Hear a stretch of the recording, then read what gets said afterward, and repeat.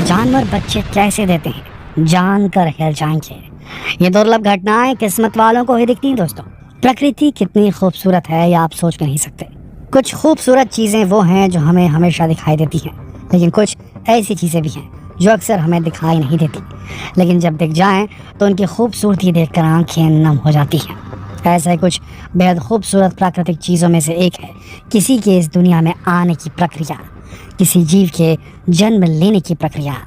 क्या आपने कभी किसी जानवर को अपने बच्चे को जन्म देते हुए देखा है? ये बहुत ही दुर्लभ घटना होती है, क्योंकि कुछ जानवर किसी की मौजूदगी में अपने बच्चों को जन्म नहीं देते।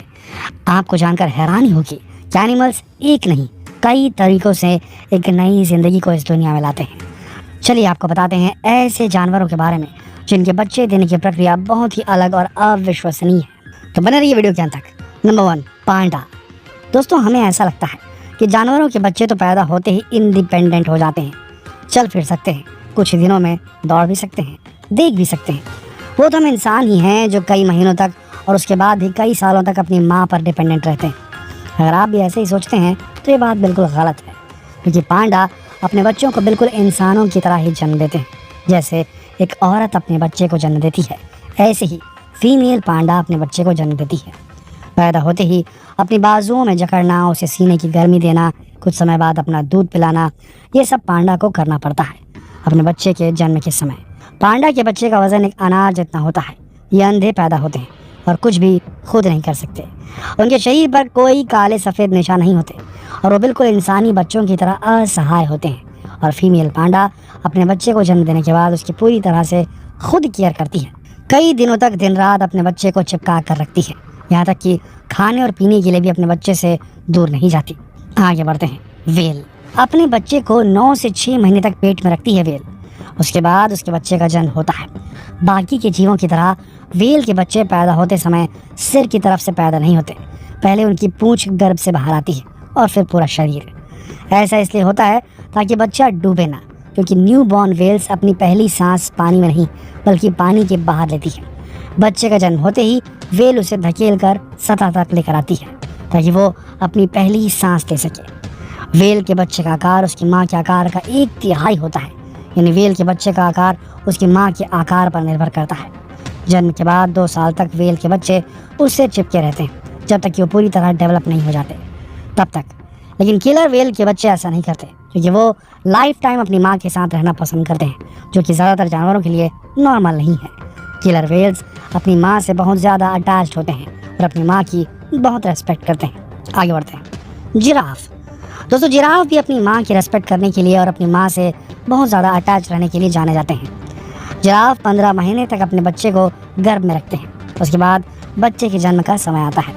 फीमेल जिराफ्स अपने बच्चे को स्टैंडिंग पोजीशन में ही जन्म देती हैं, क्योंकि उनके बच्चे की गर्दन लंबी होती है और अगर वो किसी और पोजीशन में अपने बच्चे को जन्म देगी तो उसे चोट लग सकती है, खासकर उसकी गर्दन को चोट लग सकती है।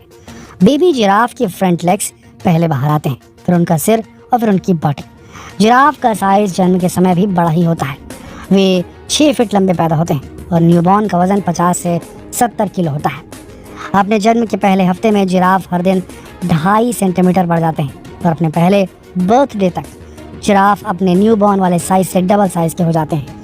ये पैदा होते ही पूरी तरह सक्षम होते हैं, चल सकते हैं, दौड़ सकते हैं, खा सकते हैं। और जिराफ की ख़ास बात यह है कि जो फीमेल जिराफ की फैमिली और फ्रेंड्स में बाकी फीमेल्स होती हैं, वो भी न्यूबॉर्न जिराफ का ख्याल रखती हैं। सब मिलकर न्यूबॉर्न जिराफ्स की केयर करते हैं और उन्हें नुकसान पहुंचने से बचाते हैं। और अपनी माँ से इतने अटैच्ड होते हैं जिराफ कि फीमेल जिराफ्स उसी सेम लोकेशन पर बच्चे देती है जहाँ उसकी माँ ने दिए थे, और उसकी माँ ने भी वही जन्म दिया होगा जहाँ उसकी खुद की माँ ने जन्म दिया होगा। कई जिराफ्स की सेम बर्थिंग लोकेशन होती है। आगे बढ़ते हैं। एलिफेंट। दोस्तों, हाथी परिवार की तरह रहते हैं, इंसानों की तरह। ये बात ज़्यादातर लोगों को मालूम है। ज़्यादातर इनके बच्चे के जन्म के समय भी हाथी झुंड में रहते हैं। ये 18 से 22 महीने तक अपने बच्चे को गर्भ में रखते हैं। उसके बाद बच्चे के जन्म का समय आता है। एक न्यू बॉर्न हाथी का वज़न 113 किलो से भी ज़्यादा होता है और ये 3 फीट के होते हैं। हाथियों के बारे में कहा जाता है कि 99% हाथियों का जन्म रात में होता है। ये भी स्टैंडिंग पोजीशन में बच्चे जन्म देते हैं। इनके जन्म देने की प्रोसेस कुछ मिनटों के लिए चलती है। जब कोई मादा हाथी जन्म देती है तो उसकी फैमिली यूनिट की किसी मादा के क्लोज कांटेक्ट में आ जाती है। ऐसा हाथी लेबर के समय प्रोटेक्शन के लिए करते हैं और बाकी के हाथी उसके चारों तरफ एक घेरा बना लेते हैं उसे हर तरफ से प्रोटेक्ट करने के लिए। जन्म देने के बाद जो आफ्टर बर्थ होता है, यानी जो प्लेसेंटा और फीटल मेम्ब्रेन आदि होते हैं, मादा हाथी उनका सेवन कर लेती है, उसे खा जाती है ताकि शिकारी उनका पता न लगा सके। अफ्रीकन एलिफेंट के न्यूबॉर्न का वजन 165 किलो तक भी हो सकता है, जबकि एशियन हाथी जो एशियन होते हैं उनके न्यूबॉर्न का वजन कम होता है। न्यूबॉर्न हाथी कुछ मिनट्स बाद ही अपने पैरों पर खड़ा हो जाता है और इसके लिए उनकी माँ और बाकी फीमेल्स उसकी मदद करती हैं। ये 6 महीने तक अपनी माँ का दूध ही पीते हैं। अब आपको बता दें कि हाथी के दूध में फैट और प्रोटीन गाय के दूध से भी 100 गुना ज़्यादा होता है। हाथी का बच्चा एक दिन में 10 लीटर दूध पीता है। जब तक हाथी के बच्चे 2 साल के नहीं हो जाते और उनका वजन लगभग 800 किलो नहीं हो जाता, माँ उन्हें दूध पिलाना नहीं छोड़ती। असल में कुछ जानवर अपने बच्चों का ख्याल इंसानों से भी ज़्यादा रखते हैं और हाथी ऐसे ही जानवरों में से एक है। आगे बढ़ते हैं। टाइग्रेस। प्रेगनेंसी को गुप्त रखने में टाइग्रेस माहिर होती हैं। इनकी गर्भावधि केवल 3 से 4 महीने ही रहती है। इतने कम समय तक ही टाइग्रेस प्रेग्नेंट रहती है, मगर फिर भी इनका पेट बाहर नहीं निकलता। बच्चे के जन्म से 10-12 दिन पहले ही बाकी टाइगर्स को जानकारी होती है कि वो प्रेग्नेंट है। ये जन्म देने से कुछ दिन पहले ही कोई गर्म और आरामदेह जगह ढूंढ लेती है और वहीं अपने बच्चे को जन्म देती है। ये एक बार में 2 से 4 बच्चे पैदा कर सकती है और दूसरी बार प्रेग्नेंट होने के लिए खुद को 18 से 20 महीने का समय देती है। टाइग्रेस जो होती है वो सीक्रेटली बच्चे देना पसंद करती है। जन्म के पहले महीने में ही इनके बच्चे अपने शरीर से 4 गुना ज़्यादा बड़े हो जाते हैं। ये अपने बच्चे को लेकर बहुत प्रोटेक्टिव होती है। वैसे कोई और भी है जो अपने बच्चों को लेकर बहुत ज़्यादा प्रोटेक्टिव होते हैं, वो होते हैं बब्बर शेर। ये अपने बच्चों को प्रोटेक्ट करने के लिए किसी भी हद तक जा सकते हैं। शेरनी, बब्बर शेरनी जो होती है, अपनी प्रेगनेंसी के बारे में किसी को भनक तक नहीं लगने देती और लेबर भी सीक्रेट जगह पर करती है। अपनी प्रेगनेंसी को गुप्त रखने के लिए लायनेस अपने झुंड से 3 महीने तक दूर रहती है।